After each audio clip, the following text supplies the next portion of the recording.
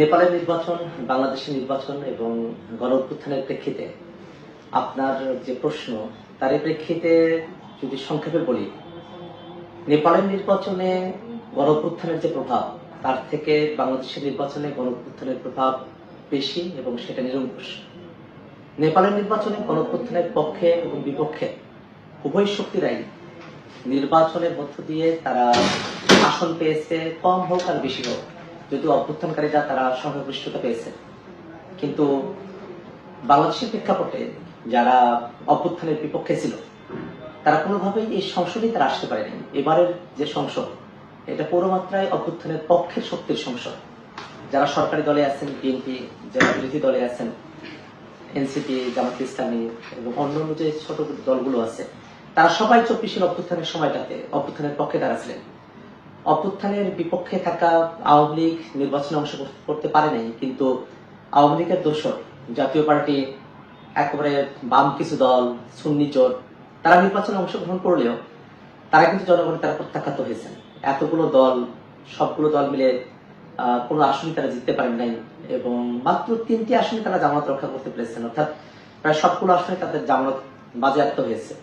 অর্থাৎ নেপালের যে নির্বাচন, সেখানে তরুণদের যে দল, গণঅভ্যুত্থানের যে দল আরএসপি, সেটা অনেক আগে থেকে তৈরি হওয়া একটা দল, 2022 সালে যাদের জন্ম, এবং তাদের একটা দীর্ঘদিনের সংসদে প্রতিনিধিত্বেরও একটা ইতিহাস তাদের রয়েছে। কিন্তু তারপরেও এবারের নির্বাচনের মধ্য দিয়ে তারা যে সংসদে সংখ্যাগরিষ্ঠতা অর্জন করলো, সেই ঘটনাটাকে আমরা সাধুবাদ জানাই, আমরা সেটাকে অ্যাপ্রিসিয়েট করি। কিন্তু সেই ঘটনার সূত্র ধরে যারা নানা কারণে এনসিপি কে তুলনায় নিয়ে আসছেন, তারা কার্যত বাংলাদেশে অভ্যুত্থানকারী দল বলতে শুধু এনসিপি কেই ভিন্ন করতে চান এবং অন্য যে দলগুলো বিএনপি বা জামাত, যারা অভ্যুত্থানের পক্ষে শক্তি ছিলেন অন্তত অভ্যুত্থানকালীন সময় পর্যন্ত, তাদের যে ভূমিকা, সেটাকে তারা বিমালম চেপে যান।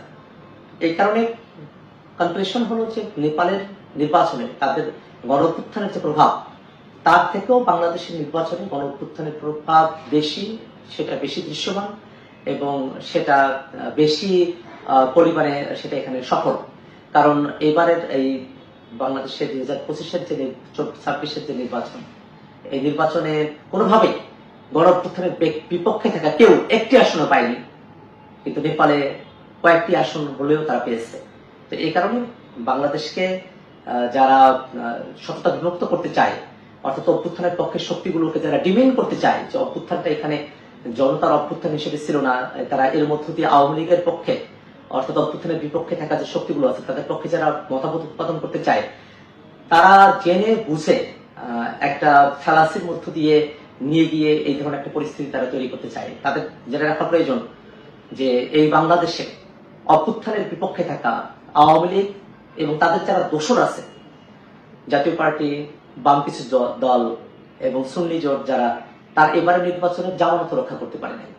অতএব অভ্যুত্থানের পক্ষ শক্তি বাংলাদেশের এখন সংসদে আছেন, যে 9টি দল থেকে সংসদ সদস্যরা নির্বাচিত হয়েছেন, তারা সকলে অভ্যুত্থানের পক্ষে ছিলেন এবং অভ্যুত্থানের শক্তি বাংলাদেশে জয়ী হয়েছে।